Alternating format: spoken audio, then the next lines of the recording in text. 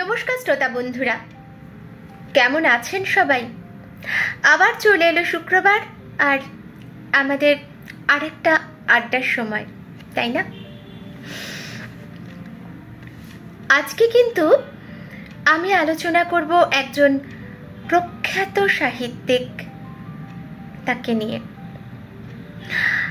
নাম সবাই জানেন, সুনীল গঙ্গোপাধ্যায়। সুনীলদার সম্পর্কে বলতে গেলে আমি বলবো যে আমার সঙ্গে সুনীলদার পরিচয় অনেক বছরের ছিল। সুনীলদার যখন আমি কলেজে পড়ি সেই সময় একবার আমি সুনীলদার বাড়িতে গিয়েছিলাম। কিভাবে গেছিলাম? একান্তর বলে একটি পত্রিকা আছে, যে পত্রিকার সম্পাদক অরূপ আচার্য। তো এই অরূপ আচার্যর এই একান্তর পত্রিকায় আমি বিস্তর লেখালেখি করতাম, কবিতা, বিভিন্ন প্রবন্ধ, বিভিন্ন গদ্য এবং সাক্ষাৎকারও নিয়েছি বেশ কিছু। তো অরূপবাবু একদিন আমাকে বললেন যে তুমি সুনীল গঙ্গোপাধ্যায়ের একটি সাক্ষাৎকার আমাদের পত্রিকার পক্ষ থেকে নেবে, আমি তোমাকে সুনীলদার বাড়িতে নিয়ে যাব এবং তুমি সেখানে সেই সাক্ষাৎকার নেবে, তার জন্য তুমি কিছু প্রশ্ন প্রস্তুত করো। আমার অবস্থাটা বুঝতে পাচ্ছেন? একদম ছোট্ট, মানে যখন জ্ঞানও তো আমি যখন পড়তে পারি তখন থেকে আমি সুনীলদার কাকাবাবুর ফ্যান। আনন্দমেলা আসতো বাড়িতে, আরও কত কি আসতো, শুকতারা। সেই সময় পুজো বার্ষিকী আনন্দমেলাটা তো আমাদের সকলের কাছে ভীষণ ভীষণ একটা আগ্রহের বিষয় ছিল। কবে আসবে? বাবার কাছে আসলে দাদা আমি কেড়ে সেই সমস্ত কখন পড়বো, স্কুল থেকে ফিরে এসেই প্রথমেই বাবার কাছ থেকে কেড়ে নিয়ে গিয়ে আমি পড়ছি, আমার থেকে কেড়ে পরে দাদা পড়ছে। এবং সব থেকে বড় ব্যাপার যে প্রথমেই পড়তাম সুনীল গঙ্গোপাধ্যায়ের লেখা কাকাবাবু, এবং আগ্রহ থাকতো এবার কাকাবাবুর কোন রহস্য গল্পটা আসছে। তো সেই সুনীল গঙ্গোপাধ্যায় যার লেখা আরো যত বড় হয়েছি, উপন্যাস পড়েছি, কবিতা তো পড়েইছি, গল্প পড়েছি, সেই সুনীল গঙ্গোপাধ্যায়ের সঙ্গে আমি যাব দেখা করতে। এবং শুধু দেখাই নয়, তার একটি সাক্ষাৎকার নেওয়া কি অত সহজ? তাও সুনীল গঙ্গোপাধ্যায়ের। গেলাম অরূপ আচার্যর সঙ্গে সুনীল গঙ্গোপাধ্যায়ের বাড়িতে। তখনও তিনি আমার সুনীল দা হয়ে ওঠেননি। মনে পড়ে সে ছিল একটা রবিবার, আর অনেকেই হয়তো জানেন যে রবিবারে সুনীলদার বাড়িতে একটি আড্ডা বসতো, যেখানে লিটল ম্যাগাজিনের সমস্ত সম্পাদক, কবি, সাহিত্যিক, বড় বড় ম্যাগাজিন, আনন্দবাজার ইত্যাদি বিভিন্ন পত্রিকার প্রচুর লোকজন, কবি, সাহিত্যিকরা এসে সুনীলদার সঙ্গে গল্প করতেন, আড্ডা দিতেন। তো গেলাম আমিও অরূপবাবুর সাথে, বসে আছি। না মানে অভিজ্ঞতাটা এই জন্যই বলছি যে আজকে আমি মূলত স্বাতীদির লেখা একটা বলবো আপনাদের, যে স্বাতীদি লেখায় সুনীলদাকে কিভাবে বর্ণনা করেছেন, সুনীলদার কথা কিভাবে বলেছেন।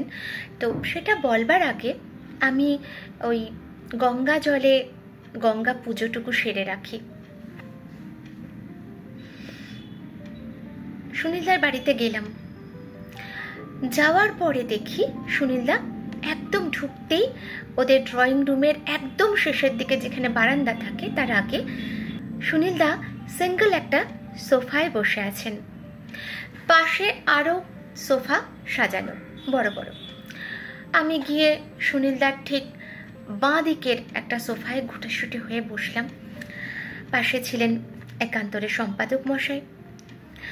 তো দেখলাম আমার কিছু পরিচিত এবং কিছু অর্ধ পরিচিত মানুষজন তারা বসে আছেন। তারা প্রত্যেকেই কবি, সাহিত্যিক এবং বিভিন্ন ধরনের লেখালেখিতে তারা নামকরা মানুষ। তো বসতেই দেখলাম আড্ডা চলছে, গল্প চলছে। এর মধ্যে একজন অন্য একটি পত্রিকার তিনি এলেন, একটু বয়স্ক একজন মানুষ। তিনি এসে সুনীলদার একটি সাক্ষাৎকার নেবেন বলে বসলেন সুনীলদার পাশে। প্রথমে শুরু করলেন কাকাবাবু দিয়ে, এবং প্রশ্ন পর প্রশ্ন যখন বলছেন, বেশ কিছু অবান্তর প্রশ্ন তৈরি হচ্ছে, কাঁচা কিছু প্রশ্ন তৈরি হচ্ছে, এবং সুনীলদা স্পষ্টতই বিরক্ত হচ্ছেন প্রশ্নগুলোতে শুনে, সেটা বোঝা যাচ্ছিল।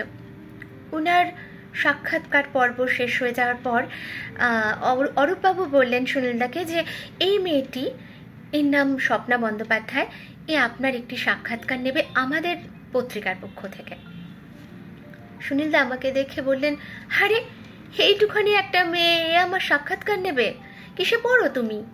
বললাম। বলে আচ্ছা এসো, বসো। বসলাম।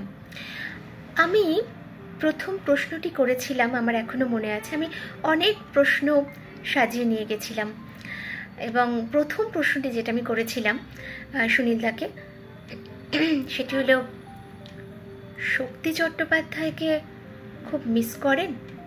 আপনারা তো ভীষণ বন্ধু ছিলেন, খুব মিস করেন তাই না?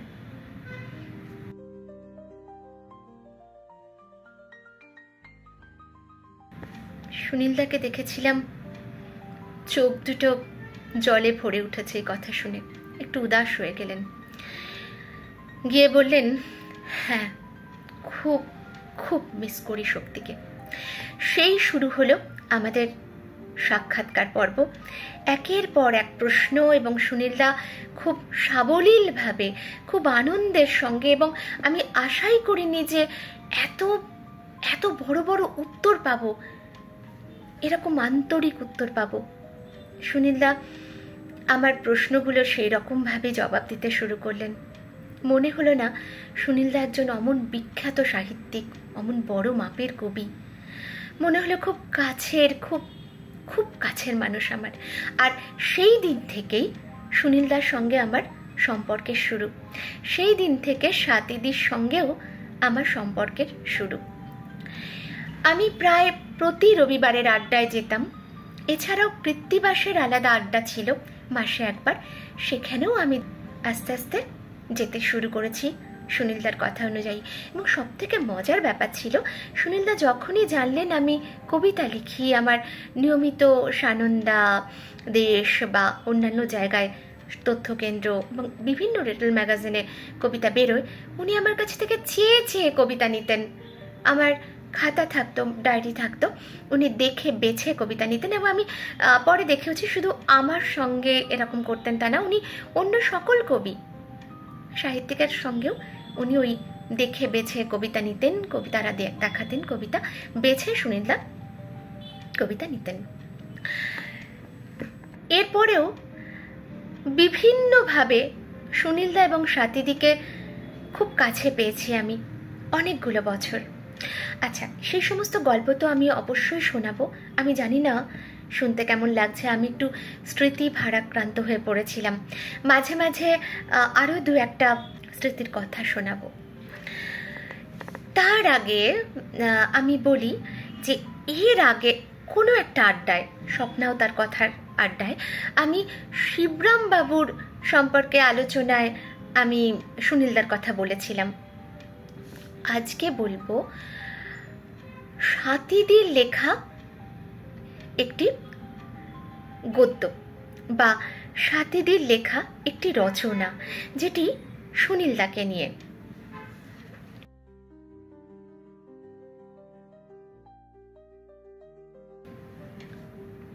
লেখাটি এইরকম ছিল। ড্রিঙ্ক করার পরে বন্ধুর বউয়ের সঙ্গে একটু ফ্লার্ট তো অনেকেই করেন, তাতে আমি দোষের কিছু দেখি না, কিন্তু শক্তিকে অনেকটা খেয়েও তেমন কিছু করতে দেখিনি। মদ্যপানের পরে সুনীলের বন্ধুদের মধ্যে নানান মজার ঘটনা ঘটত। এই ক্লাবের আড্ডায় একবার কেউ একজন সুনীলকে বললেনও যে, শোনো, তুমি যদি স্বাতীকে ডিভোর্স করো আমাকে খবর দিও কিন্তু। সুনীল, বুদ্ধদেব গুহ, মতি নন্দী অনেকেই মেয়েদের সঙ্গে একটু আধটু ফ্লার্ট করতে দেখেছি। আর শ্যামল গঙ্গোপাধ্যায় তো ইচ্ছে করেই দুষ্টুমি করতেন, সাথে তুমি কি আমায় একবারটি চুমু খেতে দেবে? বন্ধুদের মধ্যে এসবই নির্দোষ মজা। শক্তির কিন্তু মেয়েদের নিয়ে এই ব্যাপারটা কখনো দেখিনি। আমার বরং ওকে দেখে কেমন মায়া হতো। মায়েদের যেমন সবচেয়ে দুষ্টু ছেলেটার উপরে বাড়তি স্নেহ থাকে, আমার মনে হয় মদ খেলে সুনীল খানিকটা বেশি হোল্ড করতে পারত, চট করে অতটা বেসামাল হতো না, হলেও চুপচাপ থাকতো। শক্তি তুলনায় বেশি হইচই করতেন, হয়তো একটু বেশি তাড়াতাড়ি অনেকটা খেয়ে ফেললেন, তারপর কয়েকবার বললেন আমি শক্তি চট্টোপাধ্যায়, কিংবা হয়তো নিজেদের মধ্যে একটু গালাগাল করলেন। সুনীলকে দু একবার দেখেছি এই সময় ওকে সামলাচ্ছে, শক্তি এখানে কিন্তু এসব কথাবার্তা হয় না। প্রথম প্রথম লোকটাকে নিয়ে আমার একটু জড়তা ছিল, শক্তিকে একটু ভয় ভয়ও করতো, কিন্তু ক্রমশ সেসব কেটে গিয়েছিল। তখন মনে হতো যাই একটু মাথায় হাত বুলিয়ে দিই, কয়েকবার দিয়েওছি। বলেছি সত্যি আপনারা পারেনও, কেন এত খান, কি যে করেন। শক্তি চট্টোপাধ্যায় বলতে তো কবি শক্তি চট্টোপাধ্যায় বা সুনীলের বন্ধু শক্তি চট্টোপাধ্যায় যাই হোক, আমার কাছে শুধুই কিছু সুখ স্মৃতি। শক্তি আর শঙ্খ ঘোষের কবিতা পড়া আমার বিশেষ প্রিয়। শক্তির খোলা গলায় কবিতা পড়ার মধ্যে একটা নিজস্বতা ছিল। ফুটপাত বদল হয় মধ্যরাতে বা অবনী বাড়ি আছো, এগুলোতে তো শক্তির সিগনেচার কবিতা।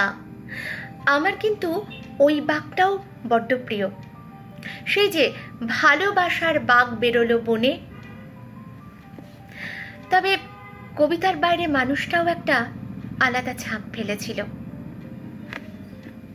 এগুলো কিন্তু আমি সবই স্বাতীদির কথা বলছি, মানে স্বাতীদির লেখায় এগুলোই লিখেছিলেন শক্তি চট্টোপাধ্যায় সম্পর্কে।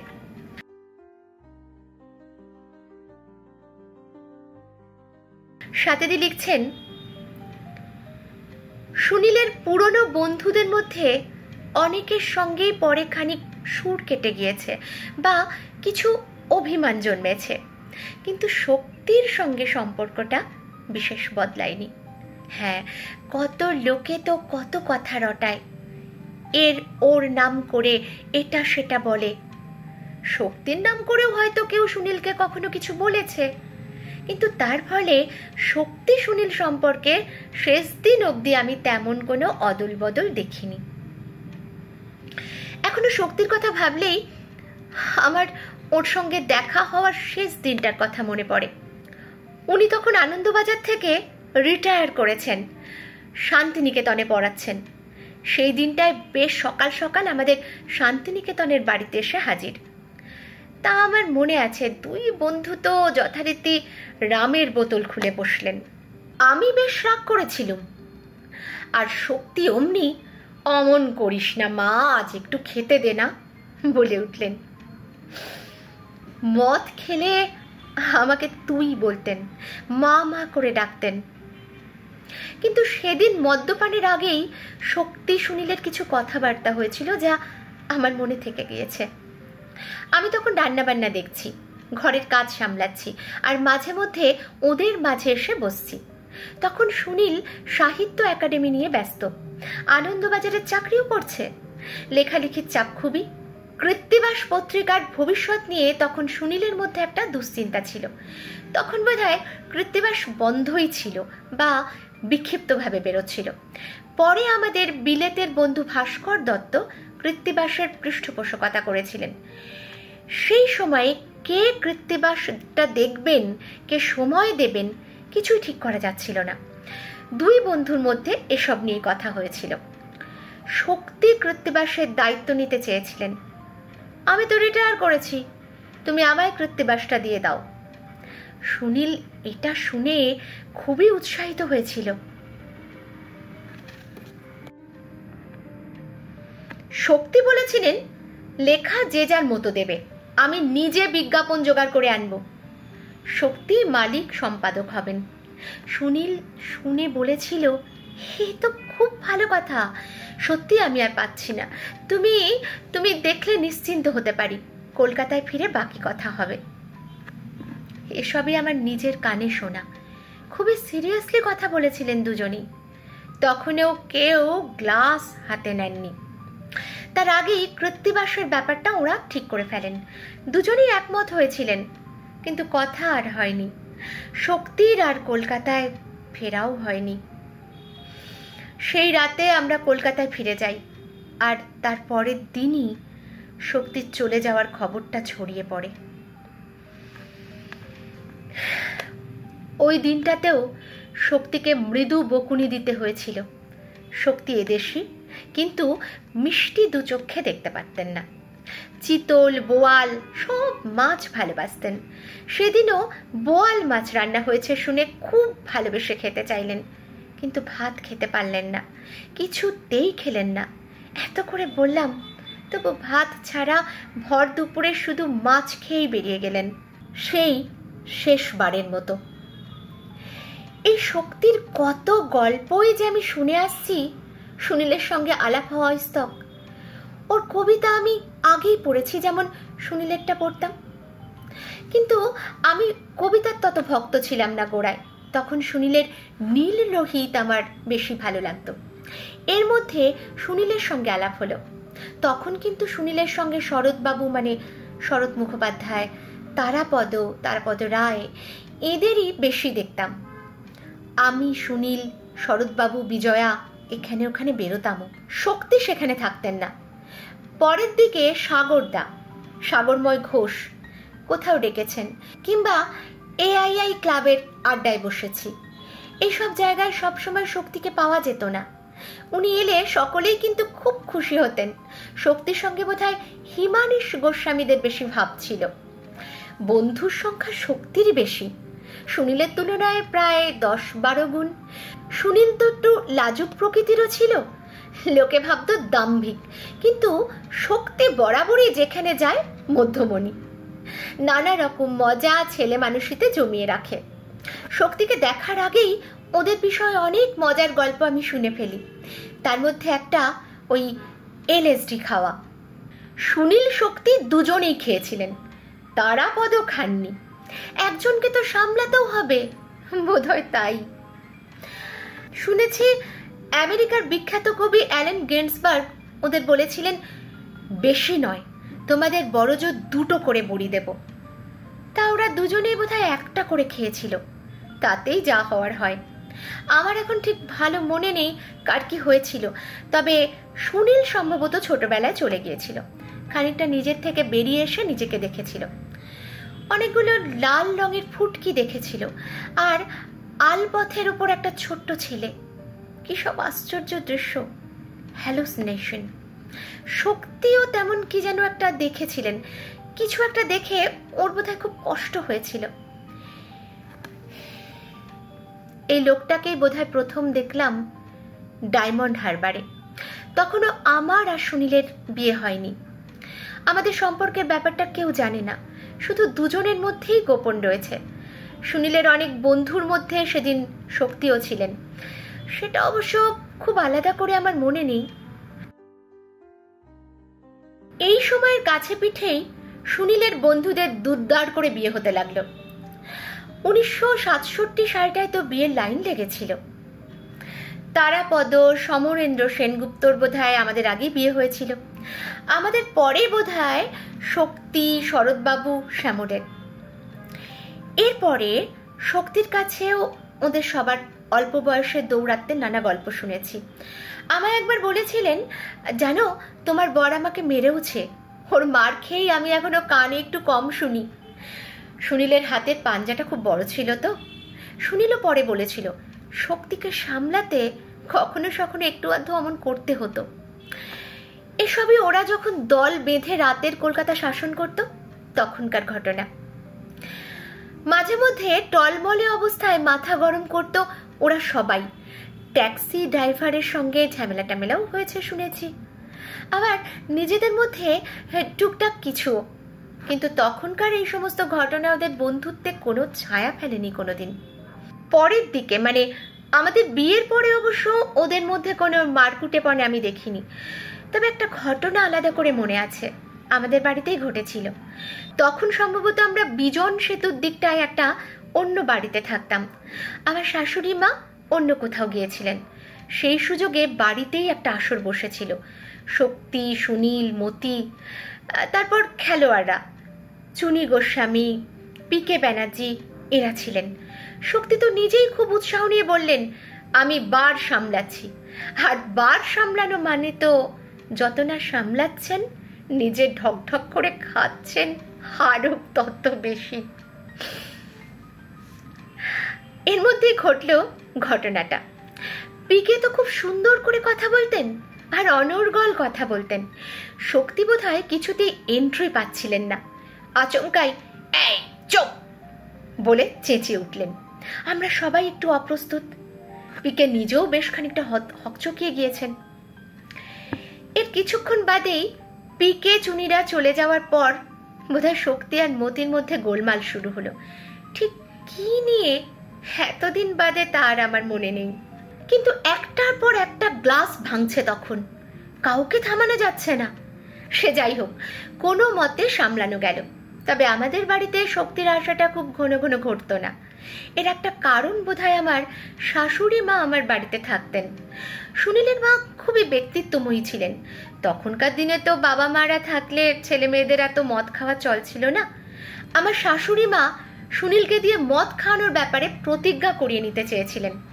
তা সুনীলের পক্ষে তো মদ খাবো না কথা দেওয়া সম্ভব হয়নি। ও চেষ্টা করত মা থাকলে বাড়িতে না খাওয়ার বা বাইরে থেকে খেয়ে এসে চুপ করে শুয়ে পড়ার। এছাড়া জানতাম একটু বেশি খেলে শক্তি মাঝে মধ্যেই বাড়ি না ফিরে কোনো বন্ধুর বাড়িতে থেকে যাওয়াটা প্রেফার করেন। তারাপদদের বাড়িতে ওরা স্বামী স্ত্রী দুজনেই থাকতেন। শুনেছি শক্তি সেখানে খুব যেতেন, কিন্তু আমাদের বাড়িতে তো মা থাকতেন। হয়তো সেজন্যই শক্তি সচরাচর অত রাতে তেমন একটা আসতেন না। কিন্তু সেই নিয়মেরও হেরফের ঘটেছে। একবার অন্তত স্পষ্ট মনে আছে, শক্তি আমাদের বাড়িতেই থেকে গিয়েছিলেন। সে রাতে খাওয়ার পর একটা সিঙ্গল খাট বা ডিভানে ওর শোয়ার বন্দোবস্ত হলো। মনে আছে শুয়ে মাঝে মধ্যেই কিরকম একটা আওয়াজ করছেন, কখনো বা আচমকা এই সুনীল বলে ডেকে উঠছেন। উনি এমন করায় আমি দু একবার বলেছি, যান এবার ঘুমিয়ে পড়ুন, কিন্তু ফল হচ্ছে না। তখন মাকে গিয়ে বলেছি। মা অমনি উঠে এসে বললেন, শক্তি কি হলো, কেন ঘুমোতে পারছো না? এমন চিৎকার করে না, আমরা কেউ ঘুমোতে পারছি না, যাও অন্য কথা ভাবো, ঠিক ঘুম চলে আসবে। ও মা, ঠিকই তো, দেখলাম শক্তি একটু বাদে ঠিক ঘুমিয়ে পড়লেন। শক্তির আর একটা ঘটনাও ভোলা মুশকিল। একবার বোধহয় ওই বিজন সেতুর বাড়িতেই বাজারের থলে হাতে ওর মেয়ে বাবুইকে সঙ্গে নিয়ে হাজির।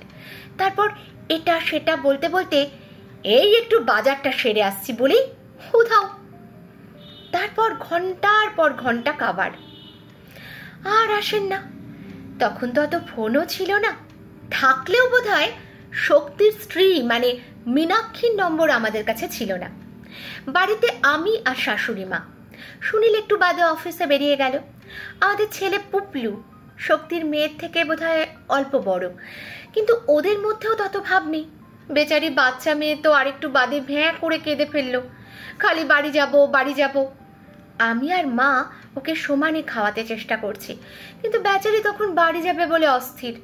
বুঝতে পারছিলাম মীনাক্ষী কেন ওর ওপর এত রাগ করেন। শেষে বোধহয় অনেক পরে এসে বাবুইকে নিয়ে গেলেন। শক্তি নিজে এসেছিলেন না কোনো জায়গা থেকে খবর পেয়ে মীনাক্ষী এসেছিলেন, তা এতদিন বাদে আর মনে নেই। তবে মনে আছে পরে শক্তিকে বেশ বকেছিলাম, তাতে অবশ্য ওর ভয়েই গিয়েছে।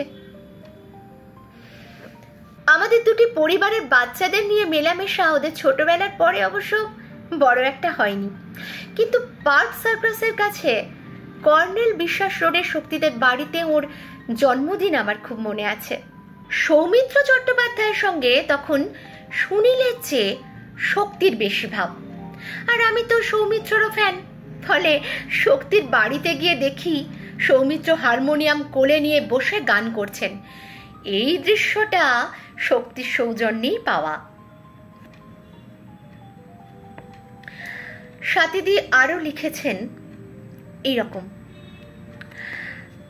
আর মীনাক্ষীকেও, মানে শক্তির স্ত্রী মীনাক্ষীর কথা বলছেন, আর মীনাক্ষীকেও আমি খুবই অ্যাডমায়ার করি।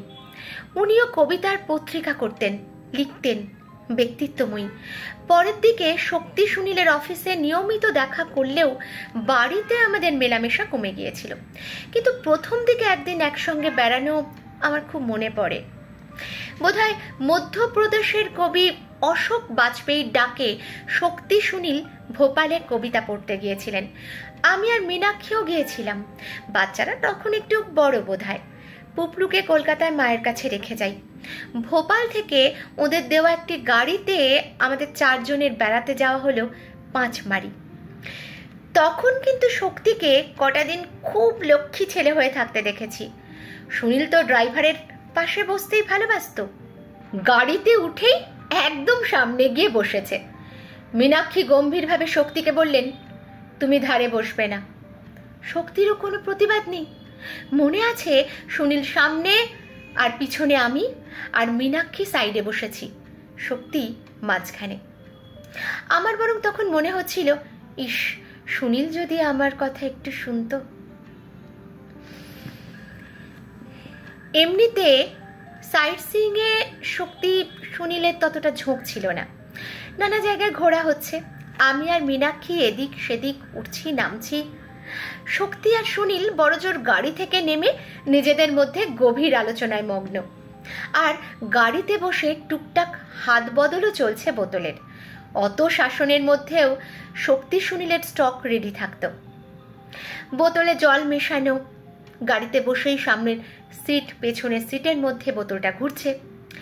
এর মধ্যেও মনে পড়ে শক্তি আর সুনীলও একবার কোনো এক জায়গায় নেমেছিল, বোধহয় অনেকটা সিঁড়ি ভেঙে জলের মধ্যে একটা মন্দির। পরের দিকে সুনীল আর অতটা সিঁড়ি ভাঙতে পারত না। ওদের বন্ধুদের সেই প্রাণবন্ত অতীতটার কথা এখন খুব মনে হয়। শক্তিদের সঙ্গে দল বেঁধে আর কোথাও বেড়ানো খুব একটা হয়নি, হলেও বড়জোর 2-1 দিনের জন্য। শক্তি চলে যাওয়ার পরেও বেলেঘাটায় ওদের বাড়ি গিয়েছি। কি সুন্দর বাগান ঘেরা জায়গা। মাঝে মীনাক্ষীর শরীরটা খারাপ হয়েছিল, তখন গিয়েছিলাম। গাছপালা, শক্তির নাতি নাতনিদের নিয়ে জমজমাট সেই বাড়ি। সত্যি খুব ভালো লেগেছিল। আর শক্তিকে যতটুকু দেখেছি, ওর পাগলামি বোহেমিয়ানিজমের বাইরেও একটা অন্য মানুষ ছিলেন। শুনেছি শক্তি বাজার খুব ভালো করতেন, এদিক ওদিক ঘুরতেন, বাড়ি ফিরতেন না। আবার কয়েকদিন মাঝে মধ্যে খুব ভালো হয়েও থাকতেন। চান করে মাথা আঁচড়ে বসে পরিপাটি ভাত খেতেন। এই শক্তির জন্য আমার খুব আফসোস হয়। সুনীলদের বন্ধুদের মধ্যে ওই সবার আগে চলে গেল।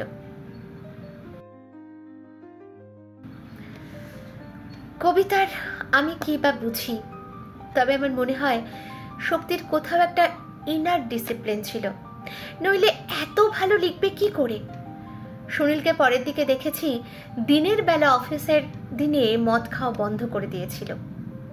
শক্তি সেসব আমল টামল দিতেন না।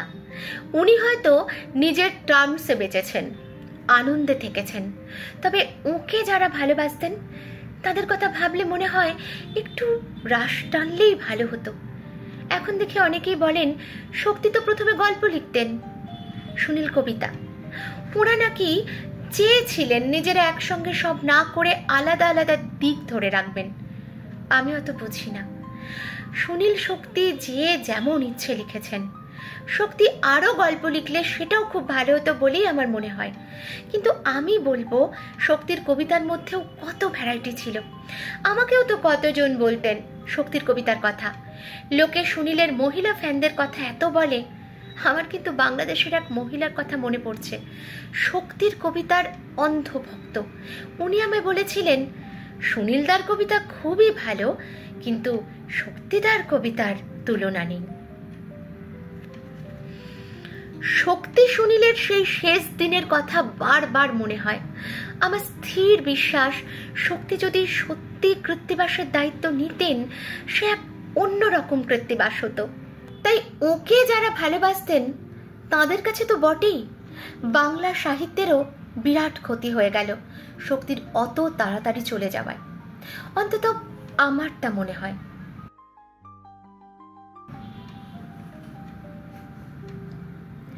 এভাবেই স্বাতীদি লেখাটা শেষ করেছিলেন। স্বাতীদির সঙ্গে আমি যখন শক্তি চট্টোপাধ্যায়ের কথা বলেছি, শুনেছি, তখনও কিন্তু এই লেখায় স্বাতীদি যে কথাগুলো বলেছেন সেগুলো আমাকে বলেছিলেন। আরও একটা মজার ব্যাপার বলি, শক্তি চট্টোপাধ্যায়কে যদিও আমি দেখিনি, সেই সৌভাগ্য আমার হয়নি,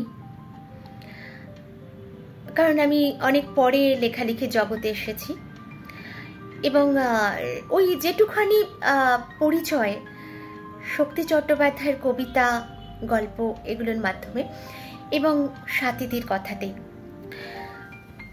আরও একটা কথা বলি, আমরা যখন আড্ডায় যেতাম সুনীলদার বাড়িতে, একদিন কি হলো, সুনীলদা এবং স্বাতীদি দুজনে কোনো আরব কান্ট্রি থেকে এসেছেন, বেড়াতে গিয়েছিলেন বা কোনো সাহিত্য সভায় ওখানে গিয়েছিলেন, এবং ফিরে আসলেন একটা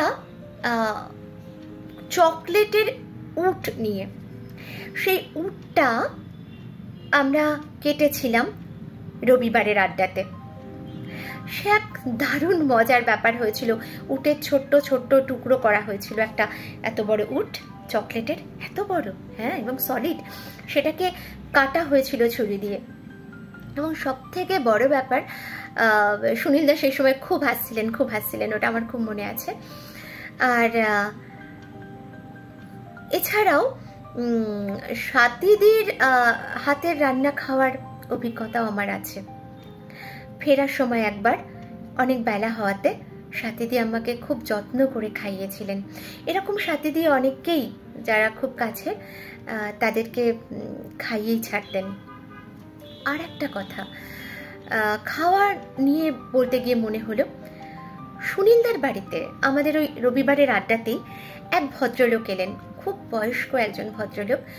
তিনি কোনো একটা ম্যাগাজিনের পক্ষ থেকে খুব একটা এলেন, এবং খানিক্ষণ বসার পরে সুনীলদার হাতে একটি মোটা খাম ধরিয়ে দিয়ে বললেন যে আপনার পারিশ্রমিকটা লিখেছেন, সেই লেখার জন্য পত্রিকা পাঠিয়েছে। খামটি হাতে নিয়ে সুনীলদা পাশে প্রথমে রাখলেন আমার সামনে, আমি তখন সামনে বসেছিলাম সুনীলদার সামনে। তারপর একটু কিছু ভেবে সেই খামটি ভদ্রলোকের হাতে দিয়ে বললেন যে শুনুন, এটি আপনার, এর ভেতরে যা আছে এটি আপনার। ভদ্রলোক খুব না, সে কি, আমাকে কেন দিচ্ছেন? সুনীলদা বললেন, তার কারণ আমি জানি সামনেই আপনার মেয়ের বিয়ে, সম্ভবত সামনের মাসেই। এই টাকাটা আমার পক্ষ থেকে আপনার মেয়েকে দিয়ে দেবেন, আমার উপহার, খুব সামান্য একটু উপহার। ভদ্রলোক প্রচন্ড অপ্রস্তুত হলেন, প্রচন্ড, এবং না না না কেন কেন করতে করতে তাকে সুনীলদা হাতে গুঁজে দিলেন খামটা এবং বললেন, স্বাতী, তুমি কিন্তু একে না খাইয়ে ছাড়বে না। তিনি খেয়ে গেলেন। এরকম আমি দেখেছি প্রচুর তরুণ কবি, সম্পাদক, তাদেরকে সুনীলদা স্বাতীদি না খাইয়ে ছাড়তেন না দুপুরবেলায়। যাই হোক, আজকে স্বপ্নাও তার কথা এখানে শেষ করছি। আরো অনেক কথা মনে পড়ছে সুনীলদার সঙ্গে কাটানো, স্বাতীদির সঙ্গে কাটানো। ঠিক আছে, পরে যদি কোনো সময় আবার কোনো স্বপ্নাও তার কথায় আমরা এই প্রসঙ্গে আলোচনা করি, তখন নিশ্চয়ই বলবো। আপনারা জানাবেন কেমন লাগলো আজকের স্বপ্নাও তার কথা অনুষ্ঠান। ভালো থাকবেন, আনন্দে থাকবেন। পুজো তো প্রায় এলো, তাই না? খুব মজা করে মার্কেটিং করুন, পুজোর আনন্দ করুন। নমস্কার।